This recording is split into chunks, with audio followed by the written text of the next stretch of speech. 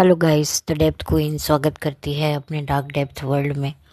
और आज मैं बात करने वाली हूँ सौरभ जोशी की करंट मैरिज के बारे में। करंट मैरिज कह लो या एक करंट अफेयर कह लो या एक करंट कंट्रोवर्सी कह लो, कुछ भी कह लो, लेकिन सौरभ जोशी आजकल सोशल मीडिया पे बहुत छाया हुआ है क्योंकि उसकी सबसे बड़ी वजह है उसकी शादी। और जब मुझे ये पता चला कि सौरभ जोशी भी शादी कर रहा है, वो सौरभ जो बच्चों में काफ़ी पॉपुलर था, काफ़ी सालों से 4-5 सालों से वो व्लॉगिंग कर रहा है और बड़े बड़े सेलिब्रिटीज़ के साथ वो कोलैबोरेट कर रहा है और उसने एक तरीके से अपने पूरे परिवार की कायाकल्प कर दी है। कहाँ उसने एक ड्राइंग के वीडियोस बनाता था और कहाँ से वो फैमिली व्लॉगिंग में जब उतरा तो हर किसी का सपोर्ट उसको मिलने लगा और देखते ही देखते मतलब एक तरीके से वो बहुत सारे जो यंगस्टर हैं उनका मसीहा बन गया, उनका आइडियल बन गया। और अब वही उनका आइडियल चढ़ पड़ा है घोड़ी पर, यानी कि शादी हो गई है उसकी और उसके व्लॉग्स भी अब धड़ाधड़ आ रहे हैं।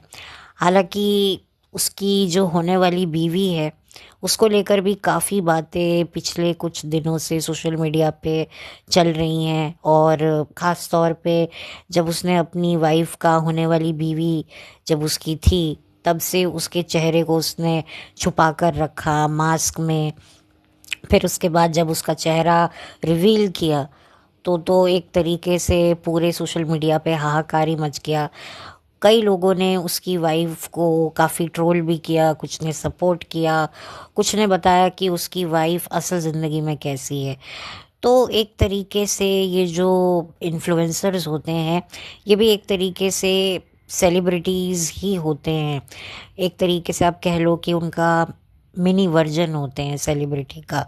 जैसे सेलिब्रिटी कुछ करते हैं तो उनको लेकर भी अच्छी बुरी बातें होती हैं जिसमें बज़ क्रिएट होता है और वो अपना काम करते चले जाते हैं, उनको कोई फ़र्क नहीं पड़ता। वैसे ही ये जो इन्फ्लुएंसर्स होते हैं इनका भी यही एक तरीके से पैटर्न होता है और उनके लिए भी कंट्रोवर्सी वही काम करती है जो सेलिब्रिटीज़ के लिए करती है। हाल फिलहाल जो सौरभ जोशी जो है, इनकी हो चुकी है शादी और इनकी शादी को लेकर जो है अब व्लॉग्स आ रहे हैं और उन व्लॉग्स में दिख रहा है सौरभ जोशी का अपनी वाइफ के लिए जो एक रुझान है वो सबके सामने आ रहा है। और जो भी इनके व्लॉग्स को देख रहा है हर कोई कंफ्यूज है, हर कोई हैरान है और कहीं ना कहीं डिस्टर्ब भी है कि ये हम क्या देख रहे हैं। नॉर्मली जब हम शादी ब्याहों के व्लॉग्स देखते हैं तो खुशी जागती है, खुशी की उमंगें लहरें दौड़ती हैं, बिजली सी कौंधती है लोगों के रोम रोम में कि हाय हमारी भी ऐसी शादी हो, हाय हमें भी ऐसी खूबसूरत बीवी मिले, हाय हमें भी ऐसा केयरिंग हस्बैंड मिले। लेकिन सौरभ जोशी का तो ऐसा कुछ भी नहीं हो रहा। उसको देखकर तो मतलब मन में ऐसी बातें आ रही हैं कि मैं बोल भी नहीं सकती। मतलब ये क्या है, ये क्यों है, ये किस लिए है। जिस तरीके से वो अपनी वाइफ के साथ जो डांस कर रहा है, सबसे पहले सौरव की जो पर्सनालिटी है वही देखने में बड़ी अलग सी लग रही है। मतलब यार, मतलब ऐसा लग रहा है कि बाल विवाह हो रहा है। ये कोई किसी मतलब मर्द की शादी हो रही है या किसी लड़के की शादी हो रही है, ये समझ में ही नहीं आ रहा। लड़का भी नहीं बोलूँगी मैं तो, सौरव को बच्चा ही बोलूँगी। जिस तरीके से उसका जो हेयर स्टाइल है, आप इतने बड़े बड़े सेलिब्रिटीज़ के साथ उठते बैठते हो, आपका एक रुतबा है, एटलीस्ट चलो आप ठीक है, आपने एक अपना एक ट्रेडमार्क स्टाइल रखा हुआ है, लेकिन अब तो शादी हो रही थी आपकी। लेकिन आपको था कि भाई मैं शादी में भी यही अपना गेटअप लेकर चलूँ, मैंने जिससे अपनी शुरुआत करी। ठीक है, चलो मैं उस चीज़ को भी रखती हूँ, कंसिडर कर लेती हूँ कि चलो आपको वही पब्लिक में एक वो अपना एक वही पुराना इमेज रखना था कि मैं आप सबका वही सौरभ जोशी हूँ, वो बच्चा, वो मासूम जो कैसे व्लॉगिंग किया करता था। आज मैं घोड़ी चढ़ रहा हूँ तो मैं वही हूँ, मैं बदला नहीं हूँ।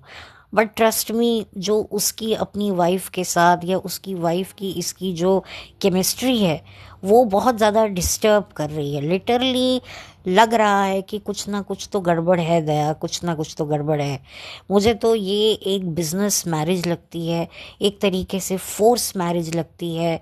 और इस तरह की जो शादियां होती हैं ना, ठीक है वो टूटती नहीं भी हैं, लेकिन एक तरीके से मैं कहूँगी कि ये शादियाँ चलती नहीं हैं, बल्कि ये शादियाँ रेंगती हैं।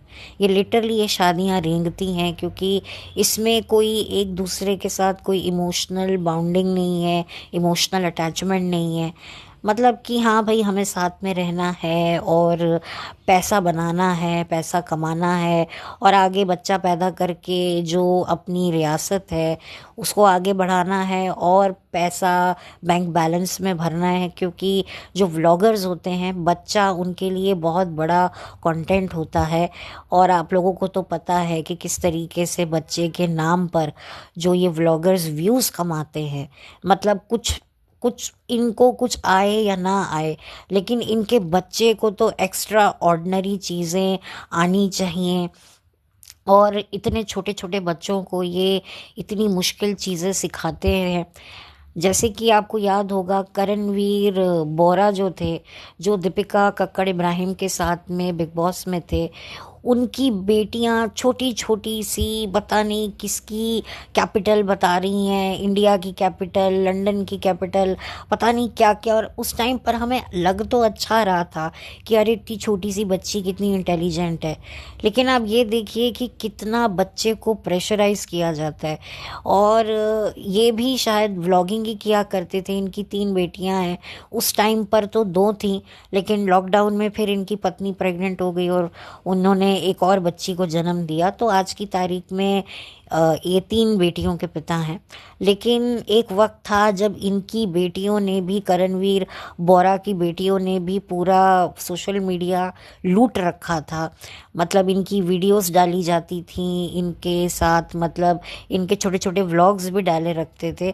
अब तो इनकी बेटियां बड़ी भी हो गई हैं, इतनी ज़्यादा वो पॉपुलर नहीं रही हैं, और इनको देखा देखी बहुत सारे ब्लॉगर्स ने अपनी बेटियों के, बच्चियों के, बच्चों के, जो भी उनके पास था उनको कंटेंट बना के यूज़ किया। बहुत सारी ऐसे लोग हैं जो खुद अपना करियर भले ही ना बना पाए हो, लेकिन अपने बच्चों को सोशल मीडिया पे ये उतार कर पैसा कमा ही लेते हैं, उनको कोलैबोरेशन मिल ही जाता है। तो ये कितना ज़्यादा फोर्स बच्चों को करते हैं। तो सोचो, ये सौरभ जोशी जब बाप बनेगा तब ये अपने बच्चों का कैसे फेस रिवील करेगा। अरे सबसे पहले तो जेंडर रिवील कैसे करेगा, क्या करेगा। और जाहिर सी बात है, इसकी जो एज है, मैं एज भी देख कर बड़ी हैरान हुई हूँ कि ये सिर्फ मतलब 26 साल का है, if I am not wrong. एक 26 साल का लड़का शादी कर रहा है, घोड़ी चढ़ रहा है। ठीक है, वो ज़माने गए जब 21 साल में लड़के की शादी की बात चलती थी, और 24 25 26 साल में, 26 भी क्यों, 24 साल में ही शादियां हो जाती थी।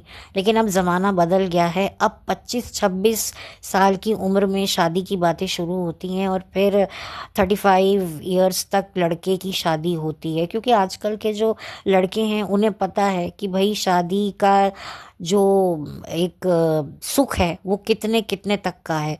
तो इसी वजह से उनको एक अपने लिए टाइम भी चाहिए, अपने आप को ग्रूम भी करना है, मैच्योर भी होना है, प्लस उनको ऐसा एक लाइफ पार्टनर चाहिए जिसके साथ वो अपना मन खोल सकें, जिसके साथ वो बात कर सकें, एक अंडरस्टैंडिंग पार्टनर हो।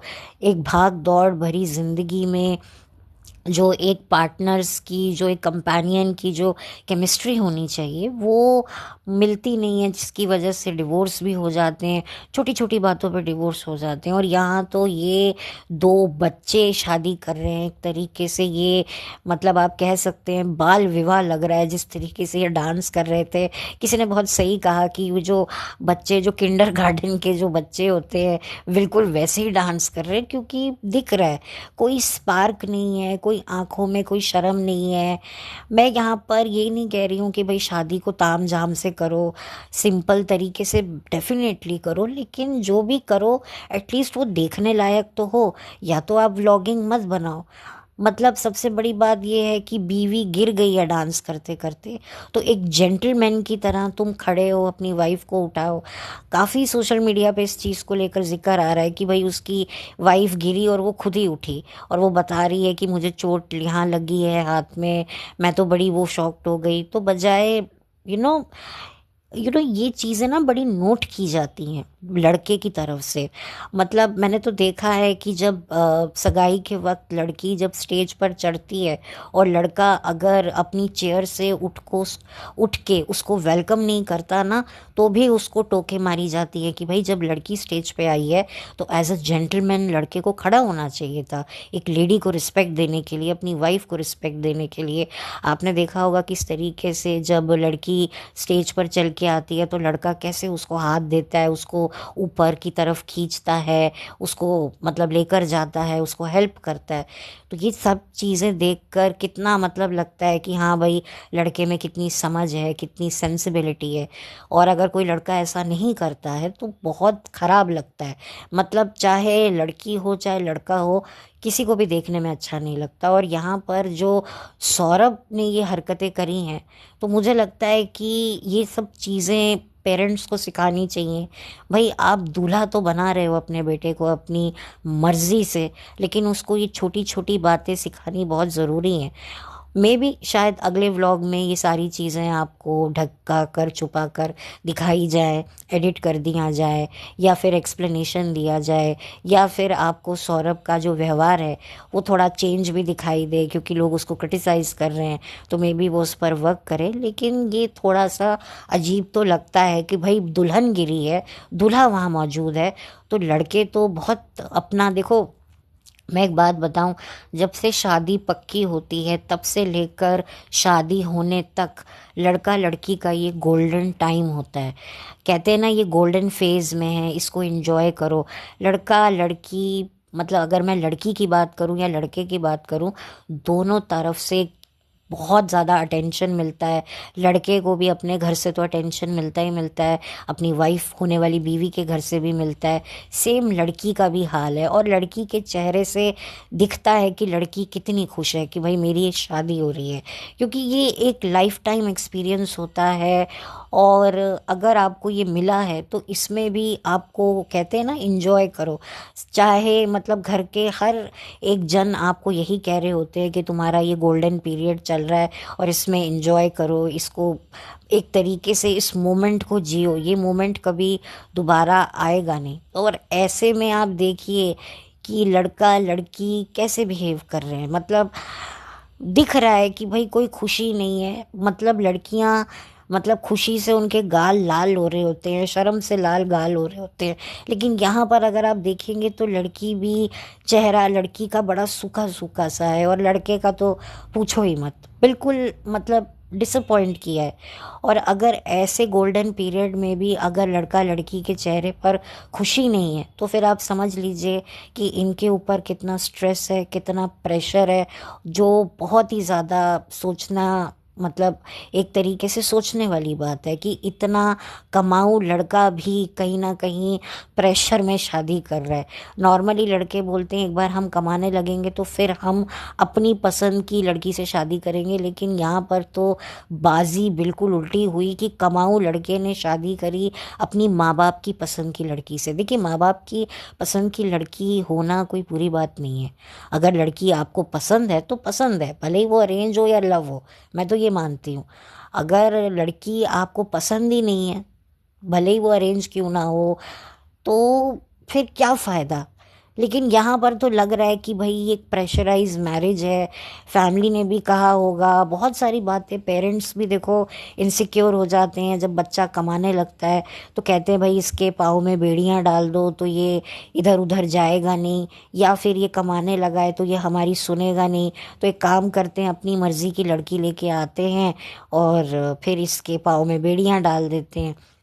यंग एज में शादी करने का ये भी फ़ायदा होता है कि भाई लोग कहते हैं कि भाई अभी तुम्हारे बच्चे, राइट टाइम है, शादी कर लो, फैमिली बना लो। मतलब आपको एक तरीके से यंग एज में शादी करने का ये होता है कि आपको साल बाद बच्चे के लिए फोर्स किया जाने लगता है। लेकिन अगर आप लेट मैरिज करते हो तो डे वन से, जब से शादी होती है उसके बाद से ही माँ बाप का प्रेशर शुरू हो जाता है कि भैया कमरे में जा रहे हो तो कमरे से पोता या पोती लेकर ही बाहर निकलना। तो ऐसा तक प्रेशर होता है। लेकिन मुझे कहीं ना कहीं इन दोनों के लिए बुरा लग रहा है, क्योंकि मुझे इन दोनों को देखकर ये फील हो रहा है कि इनके बीच में कोई केमिस्ट्री नहीं है। ठीक है, इनको लगा कि भाई, कई लोग कहते हैं ना प्यार क्या होता है, साथ में रहेंगे तो प्यार हो ही जाएगा, इसमें क्या बात हुई। हमारी भी तो देखो, तुम्हारे मम्मी पापा की भी तो अरेंज मैरिज थी। मैंने तो शादी के दिन तुम्हारे पापा को देखा और शादी के दिन तुम्हारे पापा ने हमको देखा, बस हो गया। फिर हम लोगों ने फिर देखो, फिर तुम पैदा हो गए, ये पैदा हो गया प्यार। भाई बच्चे पैदा ऐसे थोड़ी ना हो गए, प्यार था तो पैदा हो गए ना, तुम्हें भी हो जाएगा, इसमें क्या बात होती है।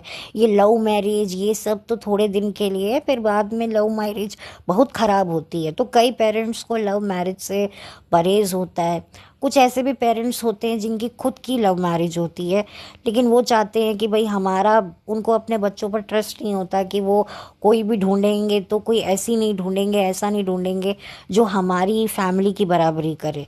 तो इस वजह से भी माता पिता और बच्चों के बीच में उठापटक चलती है। लेकिन यहाँ पर जो सौरभ है उसने कोई रिवोल्ट नहीं किया। ऐसा कहा जाता है कि सौरभ की भी कोई गर्लफ्रेंड थी इससे पहले। अब वो कौन है क्या है मुझे नहीं पता, क्योंकि मैं सौरभ के इतने व्लॉग्स देखती ही नहीं हूँ। मैंने मुश्किल से कभी कोई एक देखा, और जब देखा तो मुझे समझ में ही नहीं आया। लेकिन अभी फ़िलहाल जब से इसकी शादी पक्की हुई है, ख़ास तौर पे जब इसकी बीवी का फेस रिवील हुआ, तब से मैं देख रही हूँ कि ये लड़की काफ़ी ट्रोल हो रही है। ठीक है, ये अपनी असल ज़िंदगी में कैसी भी हो, लेकिन सच तो ये है कि ये एक मैरिज में, एक ट्रैप में तो फंस ही गई है। इनफैक्ट दोनों फंस गए हैं, और ये एक बिजनेस मैरिज है मुझे जहाँ तक लगता है। क्योंकि देखो, मैरिज अपने आप में ही एक बिजनेस होती है कि भाई हस्बैंड वाइफ एक दूसरे से एक करार साइन करते हैं, एक प्रॉमिस एक दूसरे को देते हैं कि तू मेरा इतना संभालना, मैं तेरा इतना संभालूंगा।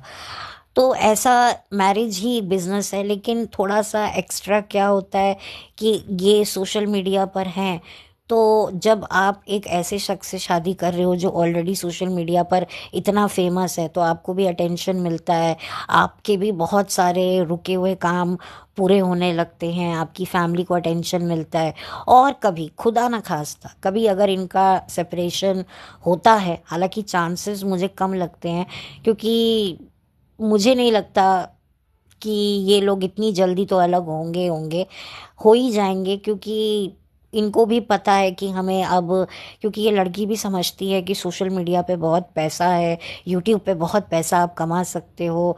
तो कभी ना कभी ये भी, इसके दिमाग में भी थॉट प्रोसेस होगा कि मैं भी अपना एक चैनल, मतलब सौरभ का तो है ही है, साथ में मैं भी अपना एक शुरू कर लूँगी तो मेरे को भी एक किक मिल जाएगी। तो ये भी हो सकता है कि इसका भी प्लान हो कि मैं भी कोई व्लॉगिंग करूं, मैं भी अपना चैनल बनाऊं। बहुत सारे कपल होते हैं, एक चैनल बनाता है तो फिर दूसरा शादी के बाद अपना चैनल बना लेता है, या फिर ऐसा होता है कि कपल मिलके व्लॉगिंग करते हैं, लेकिन जब सेपरेट होते हैं तो दूसरा फिर व्लॉगिंग चैनल बना लेता है, फिर उसको अच्छे खासे व्यूज़ भी मिलने लगते हैं, क्योंकि वो अपनी पहली शादी का जो रबड़ी रोना है, रस्सी रोना है, या रैंडम रोना है, वो करने लगता है। भिंडी रोना, कुछ भी कह लो, तरह तरह के रोने जब वो रोता है तो उसको अच्छा खासा टेंशन मिल जाता है। ख़ास तौर पे अपने पास्ट का बहुत सारी बातें खुलासे वो करता है। जैसे आजकल निदा सूफियान का भी जो मैटर चल रहा है कि निदा ही पोल खोल रही है कि भाई मैं ही सारी गिफ्ट की प्लानिंग करती थी, मैं ही सब करती थी। तो फिर यहीं से ही सारी बातें साफ होती हैं। तो इस वजह से भी आप देखो कि निदा सूफियान भले ही अलग हो गए हैं, डिवोर्स इनका हो ही जाएगा, आज नहीं तो कल, नहीं तो कभी भी। तो इन्होंने अपने चैनल खोल लिए हैं और अच्छा खासा व्यूज़ ये दे रहे हैं, और लोग भी इनकी मैरिज के बारे में जानना चाहते हैं, तो ये लोग वीडियोस बना रहे हैं और यही इनका सबसे बड़ा कंटेंट है। तो जिससे ये पैसा कमाएंगे और अपने वकीलों के पैसे खर्चे निकालेंगे। तो ये सारी इनकी स्ट्रैटेजीज होती हैं। तो हो सकता है ये लड़की भी आगे जाके अपना खुद का यूट्यूब चैनल बनाए, या फिर जो मैंने कहा कि भाई आगे भविष्य में अगर इनके रिलेशनशिप का कोई भविष्य नहीं होता तो ये बना सकती है, या फिर हो सकता है कोई और बैक डील कोई हो। क्योंकि बहुत सारे कपल्स ऐसे भी होते हैं जो सिर्फ साथ में इसीलिए होते हैं कि उनका साथ में एक अच्छा है, लोग उनको देखना चाहते हैं, या फिर कुछ उनकी बैकडोर डील्स होती हैं कि भाई हम साथ में रहेंगे और पैसा कमाएंगे और बस पैसा कमाएंगे, बाद में तुम अपनी ज़िंदगी अपने तरीके से जीना, मैं अपने तरीके से जीऊँगी। क्योंकि बहुत सारे कपल्स हैं, आप डिटेक्टिव्स के इंटरव्यूज़ पॉडकास्ट सुनिए तो वहाँ पे आपको पता चलेगा कैसे कैसे सेलिब्रिटी केसेस आते हैं जहाँ पर पता है कि पार्टनर एक नंबर का दगेबाज है, फिर भी उसके साथ में रह रहे हैं, लेकिन उसको पकड़ने के लिए, उसको पिन डाउन करने के लिए उसकी इन्वेस्टिगेशन कराई जाती है। वो बात अलग है कि जानने के बाद, थोड़ा सा उससे माफ़ी मंगवाने के बाद फिर जो है वापस से वो साथ में रह ही रहे हैं। तो ये सारी भी बातें होती हैं जो सुनकर बड़ी डिस्टर्बेंस होती हैं। अब मुझे नहीं पता एग्जैक्टली इनके बीच में क्या है, और कुछ ना कुछ तो है, क्योंकि ये दोनों लड़का लड़की साथ में खुश नहीं हैं। अब बहुत से लोग ये भी कहेंगे कि भाई शर्मा रहे होंगे। भाई शर्मा रहे हैं, मुझे तो समझ नहीं आया। ये शर्म थी तो फिर इसका फिर व्लॉग बनाया क्यों? अगर शर्म होती तो फिर व्लॉग ही मत बनाओ ना। पैसा भी छापना है, हर चीज़ें दिखानी है। और यहाँ पर मेरे लिए कहना ये डिफ़िकल्ट होगा कि ये जो भी कर रहे हैं जानबूझकर कर रहे हैं, क्योंकि शादी एक ऐसी चीज़ होती है, या तो मैं कहूँ कि ये अनफॉर्चुनेटली इतने अच्छे एक्टर्स नहीं हैं। क्योंकि बहुत सारे ऐसे भी कपल होते हैं जो शादी कर रहे होते हैं लेकिन उनको पता होता है कि हमारी तो ओपन मैरिज है, लेकिन कैमरे के सामने ऐसे हाथ पकड़ पकड़ कर, चटक चटक कर नाच रहे होते हैं, लोगों को दिखा रहे होते हैं कि अरे हम तो कितने खुश हैं, हम तो 7 जन्मों के लिए बंध गए। बट एक्चुअल में 7 जन्मों के लिए नहीं, बल्कि एक जन्म भी वो निकाल दें वही बहुत है। और इनको ओपन मैरिज में रहना है, तो ये बातें कहाँ किसी को पता होती हैं। किसके दिल में क्या छुपा है वो तो खुदा को ही पता होता है, ये तो हम लोगों को पता नहीं होता। कुछ एक दो केसेस सामने आ जाते हैं तो हमें पता चल जाता है। तो ये भी एक रियलिटी है कपल्स की। और मुझे बड़ा बुरा लग रहा है इस लड़के के लिए, क्योंकि इस लड़के का काफ़ी अच्छा नाम है। और ठीक है, अगर इसे लड़की पसंद होती, और ये तो दिखता है इसके चेहरे पर, बट ये काफ़ी अनकंफर्टेबल है। मैं मानती हूँ कि थोड़ा सा कई लड़के थोड़े से शर्मीले किस्म के होते हैं, लेकिन फिर भी कहीं ना कहीं उनकी नज़रें बता रही होती हैं कि उनको अपनी होने वाली वाइफ के लिए क्या फीलिंग है। ये एक लड़की की आंखें, उसका बॉडी लैंग्वेज ही बता देता है कि भाई उसको उसका प्रिंस चार्मिंग मिल गया है। लेकिन यहाँ पर तो कहीं पर भी वो चीज़ मुझे तो नहीं लग रही है। और बहुत सारे लोग देखकर इनका मैरिज व्लॉग डिस्टर्ब हो गए हैं कि भाई ये हमने क्या देख लिया है। मतलब एक जो एक खुशी की लहर दौड़नी चाहिए, और अब ये जो बंदा है, ये जो लड़का है सौरभ, अब ये लड़के की कैटेगरी से निकल कर, बच्चे की कैटेगरी से निकल कर अब ये मर्द की कैटेगरी में आ गया है। और अब इसके व्लॉग्स में आपको क्या दे, पहले तो इसके व्लॉग्स में रिश्तेदार देखने को मिलते थे, चाची जी, बुआ जी, ताई जी, दादी जी, या अपने भाइयों को ये लेकर घूमता रहता था। लेकिन अब आ गई है इसकी बीवी जी, तो बीवी जी के साथ में अब ये क्या नोक-झोंक दिखाएंगे, क्या दिखाएंगे, ये देखना काफ़ी दिलचस्प होगा। और इस वजह से इसको थोड़े तो व्यूज़ और मिलेंगे, क्योंकि अब पब्लिक भी कहीं ना कहीं नोटिस करने पर आ गई है। क्योंकि देखिए बहुत सारे लोग अब काफ़ी स्मार्ट हो गए हैं, जो अब ऑडियंस है ना, वो दिमाग उनका बड़ा ही तेज़ और शातिर हो गया है। तो अब वो बॉडी लैंग्वेज से ही पकड़ने की कोशिश करेंगे कि भाई क्या है, कैसे ये खुश हैं, नहीं खुश हैं। इनसे फ़ायदा सौरव को तो ज़रूर होगा, क्योंकि इसी बहाने इसको व्यूज़ मिलेंगे। लोग ये देखने के लिए इसके व्लॉग्स नहीं देखेंगे कि अरे अरे हमें तो देखना है, अरे कैसे मैरिड लाइफ ये सौरभ हमारा चला रहा है। वो ये देखेंगे कि पसंद ना होते हुए भी लड़की ये कैसे निभा रहे हैं। तो लोग कहीं ना कहीं हिंट डाउट अब कलेक्ट करने के लिए इनके व्लॉग्स देखेंगे, जिससे इसको फ़ायदा होगा। तो एक तरीके से अगर ये नहीं भी ये चीज़ें होती तो भी इसको फ़ायदा होता कि भाई जिस लड़के को हमने ड्राइंग बनाते हुए वीडियो देखा था, आज वो घोड़ी चढ़ रहा है, फिर कुछ बाद वो जो है बच्चा भी पैदा करेगा, तो ये एक अलग सी एक जर्नी होती है। लेकिन अब जो जर्नी है सौरभ की, वो अभी से ही पब्लिक को काफ़ी डिस्टर्ब कर रही है कि आगे इसकी शादी चलेगी कैसे। और जो इसके पेरेंट्स हैं, अनफॉर्चुनेटली पेरेंट्स नहीं समझ पाते। उनको लगता है कि भाई हमने निभा ली तो बच्चे भी निभा लेंगे। मैरिज में मतलब कई लोग ये सोचते हैं कि भाई हस्बैंड वाइफ की जो थिंकिंग है ना मिलना, ये कोई बहुत बड़ा मैटर नहीं है। ये पहले के ज़माने के कपल्स की ये सोच है। और आज अगर बच्चे कहते हैं ना नहीं नहीं इसके साथ मेरी वाइब मैच नहीं होगी, इसके साथ मेरा वो बाउंड नहीं बन रहा है, वो ये नहीं हो रहा है, तो माँ बाप कहते हैं ये क्या होता है। हमने भी तो शादी की है, हम लड़ते थे झगड़ते थे फिर भी साथ में रहते थे, हमने तो कभी ये बाउंड बूंड की बातें नहीं सुनी। ये आज की जनरेशन की बाउंड बूंड की है। क्या है ये कंपैटिबिलिटी, क्या होती क्या है कंपैटिबिलिटी। भाई गाली दी, फिर बाद में ठंडे हो गए हस्बैंड वाइफ, फिर अपने काम पे लग गए। मतलब लड़ते हैं झगड़ते हैं, फिर हस्बैंड वाइफ में प्यार हो जाता है, इसी को तो शादी कहते हैं। लेकिन ये पहले के ज़माने का फंडा था, अब ज़माना काफ़ी बदल गया है। तो ये चीज़ मुझे थोड़ी सी बुरी तो लगी है। मुझे कहीं ना कहीं सौरभ के लिए भी बुरा लगा है और इस लड़की के लिए भी बुरा लगा है। हालांकि सौरभ की मम्मी कह रही हैं कि हमारी पसंद की लड़की से शादी की है, हमने जो कहा। लेकिन आंटी जी मैं इतना ही कहूँगी कि भाई आपने अपने लड़के की शादी अपनी पसंद से करवा तो दी, बट अब उसकी गृहस्थी में इंटरफेयर मत कीजिएगा। उसे अब अपनी वाइफ के साथ कैसे रहना है क्या रहना है उसमें इंटरफेयर मत कीजिएगा। और लड़की की माँ को भी मैं यही सलाह दूंगी, अगर वो मुझे सुन रही है, कि भाई अगर आप चाहते हो कि आपके बच्चों की मैरिड लाइफ बनी रहे, तो अब माँ बाप को ये करना चाहिए कि लड़का लड़की को थोड़ा सा एक स्पेस देना चाहिए ग्रो करने के लिए। वो जितना एक दूसरे के साथ अपना कम्युनिकेशन स्ट्रॉन्ग करेंगे, उनका बॉन्ड तभी बनेगा। पहले के ज़माने में कपल गोल अलग तरीके के होते थे, लेकिन आज कपल गोल बहुत अलग तरीके के हैं। आज लोग कहते हैं कि भाई एक दूसरे के सामने अपने कपड़े खोलो या ना खोलो, लेकिन इतना अच्छा कम्युनिकेशन रखो कि आप एक दूसरे के साथ अपना मन खोल सको। लेकिन क्या है, वो पेरेंट्स ये सब समझ नहीं पाते हैं। उनको लगता है यार क्या है, हमने तो कभी ऐसा नहीं किया, हम तो गए शादी हुई हमारी उसके बाद ही जी फटाफट हमने बच्चा पैदा कर लिया। ऐसा नहीं होता। पहले की जो सोच और आज की सोच में बहुत फ़र्क है। तो अब एक ऐसा लाइफ पार्टनर चाहिए कि भाई हम शादी कर रहे हैं तो एटलीस्ट हमें मेंटल पीस मिलनी चाहिए। ऐसा लाइफ पार्टनर हमें मिले जो हमें मेंटल पीस हमारी दे, हमारी मेंटल पीस के पीस ना करे।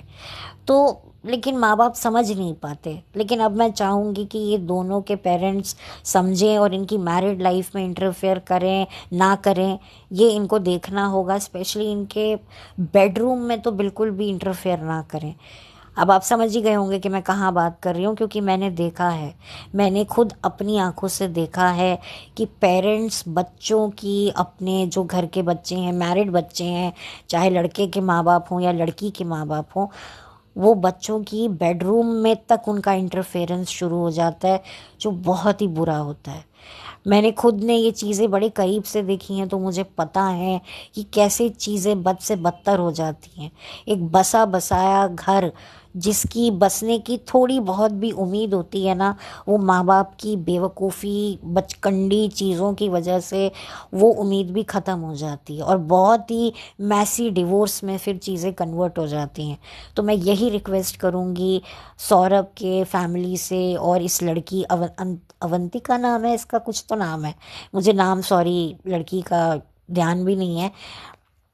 तो मुझे बहुत ज़्यादा फिक्र है कि भाई ये इनको ना कहें, क्योंकि ऐसे माँ बाप होते हैं जो चाहते हैं कि भाई जो हम कहें हमारा बेटा वो करे। बेटा शादी कर लो, ओके मम्मी। बेटा अब बच्चा पैदा कर लो, ओके मम्मी। बेटा अब एक बच्चा तो हो गया है, अब 3 साल हो गए हैं, एक और बच्चा पैदा कर लो, बच्चे को एक छोटा भाई या छोटी बहन देनी है, ओके मम्मी। बेटा ये नौकरी कर लो, ओके मम्मी।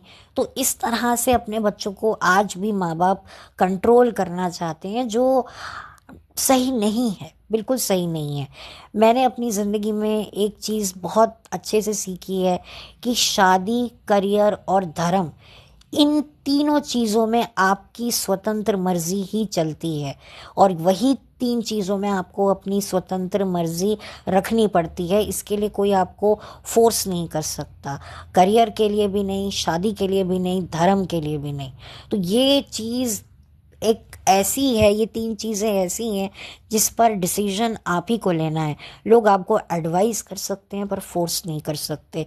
बट अनफॉर्चुनेटली शादी को लेकर जो माँ बाप का, फैमिली का जो दबाव रहता है बच्चे पर, वो बहुत ज़्यादा मुझे ख़राब लगता है, और जिसकी वजह से मैं अक्सर इस चीज़ पर बात करती हूँ। और मैंने काफ़ी बातें करी हैं अपनी असल ज़िंदगी में भी, लेकिन मुझे पता है कि इसके रिएक्शन बड़े ख़राब आते हैं, क्योंकि पेरेंट्स समझने की हालत में ही नहीं होते। पेरेंट्स समझना चाहते ही नहीं हैं। उनको लगता है कि नहीं भाई, हम जो कह रहे हैं हम हमारे एक्सपीरियंस से कह रहे हैं, और हमारे एक्सपीरियंस कभी गलत नहीं होते। बिल्कुल बात सही है, लेकिन भाई बच्चे के भी तो अपने एक्सपीरियंस होते हैं। तो ये मामला मैंने बड़े करीब से देखा है, तो इसीलिए मैं कह रही हूँ। मेरे दिल में ना सौरभ के लिए ना उसकी वाइफ के लिए कोई भी हेट नहीं है, बिल्कुल भी हेट नहीं है। मैं एज अ मतलब एक वेल विशर के तौर पर मैं ये एडवाइस कर रही हूँ, क्योंकि मुझे ऐसा लग रहा है कि ये जो शादी नहीं, ये मजाक लगा है मुझे, लिटरली मजाक लगा है। चाहे वो इस लड़के के साथ हो या इस लड़की के साथ हो। अब असल ज़िंदगी में इनकी शादी, देखो, जो हमें कैमरे पे दिखेगा वो तो सब एडिट होकर आएगा, लेकिन जो पर्दे के पीछे होगा वो तो एडिट नहीं होगा ना, वो तो रियल पिक्चर होगी, और ये यही देखेंगे। और मुझे डर है कि वो पिक्चर इतनी डरावनी ना हो। सो मैं बस इतना ही कहूँगी कि I wish both of them good luck. और मैं तो यही चाहूँगी कि अभी एक दूसरे के साथ वक्त बिताएं, एक दूसरे के साथ टाइम स्पेंड करें, और हो सके तो अपने रिलेशनशिप को कंटेंट ना बनाएं, अपनी मैरिज को कंटेंट ना बनाएं। शादी की है तो शादी में कंसंट्रेट करें। और मैं सौरभ से यही कहूँगी कि अगर तुमने कंटेंट के लिए शादी करी है, तो फिर तो तुम्हारे लिए फिर क्या कह सकते हैं, मतलब मैं क्या बोलूँ तुम्हारे माइंडसेट को। और इस लड़की को भी मैं यही बोलूँगी कि तुमने क्या सोचकर शादी की है। अगर कुछ तुम्हारा पर्सनल रीज़न की वजह से तुमने करी है, या प्रोफेशनल रीज़न की वजह से, पर्सनल रीज़न तो मुझे नहीं लगता, प्रोफेशनल रीज़न मुझे ज़्यादा लगता है, तो फिर बहुत डिफ़िकल्टी होगी तुम्हें एडजस्ट करने में। क्योंकि ये जॉइंट फैमिली, एक तो ऊपर से जॉइंट फैमिली है, ऊपर से व्लॉगर है, तो बहुत सारी चीज़ें आजकल की लड़कियों के लिए काफ़ी डिफ़िकल्ट होती है। और काफ़ी यंग है ये लड़की, तो कम उम्र में शादी, फिर ये पढ़ाई भी कर रही है। So I wish her good luck. तो अब तो शादी हो ही चुकी है इनकी, और जैसे जैसे व्लॉग्स इनके आगे आएंगे तो हो सकता है इन दोनों के बीच की जो केमिस्ट्री है वो इम्प्रूव होती हुई दिखे, ये थोड़ा सा अच्छे से करते हुए दिखें। लेकिन ठीक है, हो सकता है इनकी चीज़ें इम्प्रूव हो जाएं, अब पर्दे के पीछे इनके बीच में एक अच्छा रेपो बन जाए, और बनना भी चाहिए। लेकिन मैं यही कहूँगी कि अपनी मैरिज में किसी को भी आने मत दो। ना लड़का अपने पेरेंट्स को लेकर आए, ना लड़की अपने पेरेंट्स को लेकर आए। एक दूसरे से कोई भी इशू है सॉल्व करो। एक दूसरे की शिकायतें अपने घर में अपने पेरेंट्स को ना लगाओ। ये कुछ छोटी छोटी चीज़ें हैं। इन शॉर्ट, अगर मैं एक छोटा सा गुरु मंत्र दूंगी इन दोनों को, कि भाई कुछ भी ऐसा काम मत करो जिससे एक दूसरे का दिल दुखे, बस इतना अगर आप लोग ध्यान रख लोगे ना, तो आपकी मैरिज सक्सेसफुल हो जाएगी। यही है एक असली सक्सेसफुल मैरिज का गुरु मंत्र, कि कुछ भी ऐसा मत करो जिससे एक दूसरे को दुख हो। एक दूसरे को, एक दूसरे के जज्बातों को बराबरी का दर्जा दो, तभी आप लोग ये बात कर पाओगे। क्योंकि ये बातें सोच पाओगे, क्योंकि आप सोचते हो कि मेरे लिए कानून अलग हैं, बीवी के लिए कानून अलग हैं, पति के लिए कानून अलग हैं। ऐसा नहीं होता है। कानून दोनों के लिए बराबर होते हैं, जज्बात दोनों के सेम होते हैं। तो अगर आप ये गुरु मंत्र लेके चलोगे ना तो कोई प्रॉब्लम नहीं आएगी। कुछ भी ऐसा मत करो जिससे एक दूसरे को हर्ट हो। बस यही अगर आप लोग सीख लोगे ना तो आपकी शादी चल जाएगी। और अगर आप लोग अपनी मैरिड लाइफ में अपने बेडरूम में अगर आप एंट्री दोगे सबको तो फिर क्या होगा। जैसे हम अपने कमरे की खिड़की अगर खुली रखेंगे तो जीव जंतु अंदर आ जाते हैं ना, वैसे ही हमें अपना बेडरूम भी लॉक रखना चाहिए, specially after marriage. After marriage situation बहुत बदल जाती है। ये लड़के के पेरेंट्स को भी सोचना चाहिए और लड़की के पेरेंट्स को भी सोचना चाहिए कि ठीक है, हमने इनकी शादी करवा दी है, अब ये जाने हम तब इनके लिए खड़े होंगे जब वाकई बहुत ही क्रॉनिक क्रिटिकल सिचुएशन होगी। छोटी छोटी बातों पर हम बीच में नहीं आएंगे। ये मैच्योर हैं, समझदार हैं, बच्चों पे भरोसा करना सीखो बस। और हमेशा किसी की साइड लेने अगर आप जाओगे तो बहुत बड़ा डिफ़िकल्ट होगा। एक की साइड लोगे दूसरे को डिफ़िकल्टी होगी। तो थोड़ा सा मैच्योरली ये चीज़ों को हैंडल करें। और शादी से पहले ही माँ बाप को बच्चों को ये समझा देना चाहिए कि बेटा हम कब कब तुम्हारे लिए तुम्हारी मैरिज में तुमसे बात करने आएंगे और कब कब हम नहीं आएंगे। ये भी एक अच्छी चीज़ रहती है। और बच्चों को भी अपने माँ बाप को बोल देना चाहिए कि भाई अब मेरी शादी हो रही है, मेरी भी पर्सनालिटी, मेरी भी ज़िंदगी बदल रही है। और हो सके तो अपने पार्टनर को, मतलब कहते हैं ना बहुत सारे जो लड़के होते हैं वो अपने वाइफ को ये चाहते हैं कि भाई तुम मेरी माँ जैसी बनो। ये बहुत सारी लड़कियां होती हैं जो कहती हैं तुम मेरे फादर जैसे बनो, मैं तो अपने फादर जैसा लड़का चाहती थी। तो ये सब करने की ज़रूरत नहीं है। खैर, ये एक डिटेल पे बात करने वाला एक टॉपिक है जिस पर मैं कभी बात करूँगी।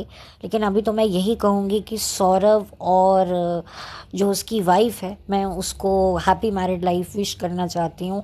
और ये जो मजाक बनाया है तुमने, मैं तो चाहूँगी कि व्लॉग्स तुम डिलीट कर दो, क्योंकि आगे जब तुम्हारे बच्चे होंगे और ये सब देखेंगे तो ये बड़ा वियर्ड लगेगा। लिटरली ऐसा लग रहा है कि दो बच्चों की शादी हो रही है। बहुत ख़राब लगा मुझे देखकर। इनफैक्ट सबको लग रहा है कि ये क्या हो रहा है। तो मे बी ये फ़ायदा ये हुआ है कि जो लोग नहीं भी देखते थे वो भी इनके व्लॉग्स देख रहे हैं और लिख रहे हैं कमेंट में। बट ठीक है, अब ये आपदा को अवसर बना लिया, इन्होंने डाल दिया। पर इनको नहीं पता था कि इतने ट्रोल हो जाएंगे। लेकिन जो व्लॉगर्स होते हैं उनको ट्रोल होने में भी मज़ा आता है, क्योंकि बदनाम हुए तो क्या, नाम तो है। तो ये फॉर्मूला ये लोग लेते हैं और इनकी रोज़ी रोटी ही ये आप कह लो व्लॉगिंग है। तो भाई ठीक है, तो फिर क्या कह सकते हैं। इनको जो पॉसिबल होगा ये करेंगे और पब्लिक का खून जो है वो जलाएंगे, तभी तो इनके अच्छे व्यूज़ आएंगे। और जब व्यूज़ आएंगे तो फिर डॉलर छपेंगे। तो ये तो इनकी स्ट्रैटेजी होती है। बट येस, मुझे ये बिज़नेस मैरिज लगती है। और मैंने अपनी फ्रेंड अनियन को भी ये बात कही थी उनके कमेंट सेक्शन में। उन्होंने भी सौरभ और वाइफ पर इनकी वीडियो बनाया है, आप ज़रूर देखिएगा। इट्स अनियन करके चैनल है। तो बहुत अच्छे ये व्लॉगर पर ये पॉडकास्ट बनाती हैं और बहुत अच्छे से ये अपना ओपिनियन देती हैं। और बहुत ही अच्छा इनका सेंस ऑफ ह्यूमर है और बहुत ही अच्छे से इनका जो एक विज़न है वो बहुत ही सही है, बहुत ही एंटरटेनिंग है और बहुत ही डिफरेंट है, बहुत ही यूनिक है और बहुत ही मल्टी टैलेंटेड लड़की है ये। और वाकई सिंगल हैंडेडली ये हर चीज़ हैंडल करती है और एंटरटेन भी करती है और काफ़ी समझदारी से चीज़ों को ये बारीकी से देखकर हम तक अपना व्यू पहुंचाती है। तो मैं तो कहूँगी कि आप इट्स अनियन को ज़रूर सुने। और बस मुझे इतना ही कहना था। तो जब मैंने इट्स अनियन को इस विषय पर बात करते हुए सुना तो मुझे भी लगा कि मुझे भी अपना पॉइंट ऑफ व्यू देना चाहिए। तो मैंने क्यों इन्हें बिज़नेस मैरिज कहा है, यही मैंने आप लोगों के साथ में शेयर किया है। और इनफैक्ट आज की तारीख में ये जितनी भी बड़ी बड़ी मैरिजेज़ होती हैं ये सब बिज़नेस मैरिजेज़ ही होती हैं। इसके पीछे छुपे होते हैं सबके अपने फ़ायदे, सबके अपना अपना एक हिडन एजेंडा छुपा हुआ होता है जो इस शादी के ज़रिए पूरा होता है। और बलि के बकरे बनते हैं दूल्हा दुल्हन, और उनको भी लालच दिया जाता है, उनको भी बरगलाया जाता है, उनको भी पॉपकॉर्न, पेप्सी, चिप्स खिलाए जाते हैं, तो लॉलीपॉप दिया जाता है, जिसकी वजह से वो एग्री करते हैं। और फिर ये पूरा समा ये सारा जो सिनेरियो समीकरण सेट होता है। तो ये सब जो है एक तरीके से काफ़ी प्लानिंग के साथ की हुई ये योजनाएं होती हैं। बट इनका जो असल में जो इनकी रियलिटी होती है वो बड़ी ही डिस्टर्बिंग होती है, क्योंकि हम लोग हमारे में शादी को एक बहुत ही अलग तरीके से देखा जाता है। और जब ये चीज़ें सामने आती हैं, ये बिजनेस मैरिजेस, ये फेक मैरिजेस सामने आती हैं, ओपन मैरिजेस सामने आती हैं, तो दिल बड़ा दुखता है, तकलीफ़ होती है। तो फिर लगता है यही नहीं यार, हम सिंगल ही अच्छे हैं और हम शायद काफ़ी खुशकिस्मत हैं, बच गए हैं। हम अपने स्टार्स को धन्यवाद करते हैं। तो भाई मैं तो बहुत करती हूँ, और मैं भी देखती हूँ, मैंने भी आसपास बहुत ख़राब मैरिजेस देखी हैं, जिसकी वजह से मैंने इतना एक्सपीरियंस जो है वो इकट्ठा किया है, और वही एक्सपीरियंस का निचोड़ मैं आप लोगों के साथ में शेयर करती हूँ। तो ये तो एक मेरा एक ओपिनियन था जो मैंने आप लोगों के साथ में शेयर किया।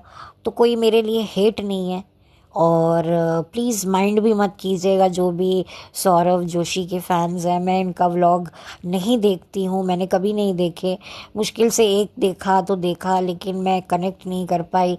उसके बाद मैंने कभी कंटिन्यू नहीं किया। हाँ, मुझे पता है कि कुछ व्लॉगर्स के साथ, सेलिब्रिटी व्लॉगर्स के साथ इन्होंने कोलैबोरेट किया है, जैसे संभावना, भारती, और भी हैं बहुत सारे, ये मुझे पता लगता रहता है। लेकिन मैं इनके व्लॉग्स नहीं देखती हूँ। लेकिन इनकी शादी ने और इनके शादी में जो ये बवाल मचा है, ये जो मैंने देखा है, और हर किसी का मैं ओपिनियन सुन रही हूँ, और हर कोई डिस्टर्ब है, हर कोई असमंजस में है, हर कोई शौक में है कि हमने ये देखा तो क्या देखा। तो सबसे पहले तो मैं यही कहूँगी कि ये जो इसका जो गेटअप था शादी का, इनफैक्ट लड़के का भी मुझे अच्छा तो लगा ही नहीं लगा, लड़की का भी मुझे नहीं लगा। लड़की के भी कपड़े मुझे कोई बहुत अच्छे नहीं लगे, जो भी उसने ड्रेसेस वेयर किए हैं बहुत ही नॉर्मल, बहुत ही ज़्यादा, मतलब इससे अच्छे कपड़े तो हमारे यहाँ की दुल्हनें डालती हैं, और इतना अच्छा उनका फैशन सेंस होता है, उनकी हेयर स्टाइलिंग होती है। यहाँ तो लड़की की कोई अच्छी हेयर स्टाइलिंग भी नहीं की गई है, और मतलब कि मतलब एक तरीके से मुझे समझ में नहीं आया। सिंपल मैरिजेस भी क्लासी मैरिजेस हो सकती हैं, लेकिन यहाँ पर इनका एक अलग ही पता नहीं क्या था, क्या इनके दिमाग में चल रहा था। तो बिल्कुल भी मुझे इनकी ड्रेसिंग भी समझ नहीं आई। इनकी जो दोनों की ड्रेसिंग सेंस है, ख़ास तौर पे अगर मैं लड़की की बात करूं, तो मैं उसकी ड्रेसिंग सेंस से बिल्कुल भी मैच नहीं कर पाई हूँ, अपने आप को मैं देख नहीं पाई हूँ। कुछ इम्प्रेसिव इन्होंने नहीं पहना है। लड़के का भी मैं क्या बोलूँ, अब उसने अपने आप को वही वैसे ही प्रेजेंट किया जैसे कि वो व्लॉग में करता है। तो मुझे तो समझ ही नहीं आ रहा था ये इसकी वाकई शादी हो रही है या क्या है, या किसी रिश्तेदार की शादी पे ये नाच रहा है। फिर बाद में मुझे समझ में आया नहीं, इसकी खुद की ही शादी है। क्योंकि भाई अब रिश्तेदारों में भी जाता था ये, तब कभी भी कहीं गया होगा अपने दोस्त यार या रिश्तेदार की शादी में, तो भी इसका यही लुक था, अपनी शादी में भी इसका यही लुक है। तो थोड़ा कन्फ्यूजन मुझे हुआ, इनफैक्ट मुझे क्या बहुत से लोगों को हुआ होगा।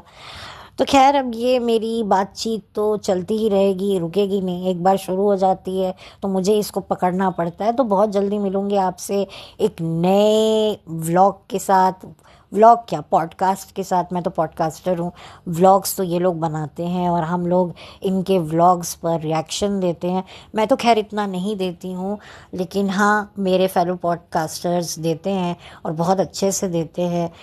तो बस मैं भी कोशिश करती हूँ कि मैं भी कोई रिएक्शन दूँ, तो ऐसा मेरा रिएक्शन नहीं होना चाहिए जिससे मतलब मुझे ही बाद में ये फील हो कि यार मैंने कुछ ज़्यादा ही बोल दिया। इसीलिए मैं काफ़ी सोच कर, डेप्थ में जाकर चीज़ों को अंडरस्टैंड करके बोलती हूँ। आई डोंट नो आपको कैसा लगता होगा, लेकिन मेरी यही कोशिश रहती है कि मैं अपना पॉइंट ऑफ व्यू भी रखूँ और किसी को नेगेटिव लाइट में मत दिखाऊँ। मेरा यही कोशिश रहती है। तो बस इसी के साथ अब बहुत जल्दी मिलूँगी आपसे एक नए वीडियो के साथ, एक नए पॉडकास्ट के साथ। तब तक के लिए चैनल पर नए हैं तो सब्सक्राइब कीजिए, वीडियो को लाइक कीजिए, कुछ अपना ओपिनियन देना चाहते हैं तो कमेंट कीजिए। और अगर मेरा वीडियो आपको लगता है कि मुझे किसी के साथ शेयर करना चाहिए तो ज़रूर कीजिए, मुझे कोई एतराज़ नहीं है। Thank you so much. Have a blessed day.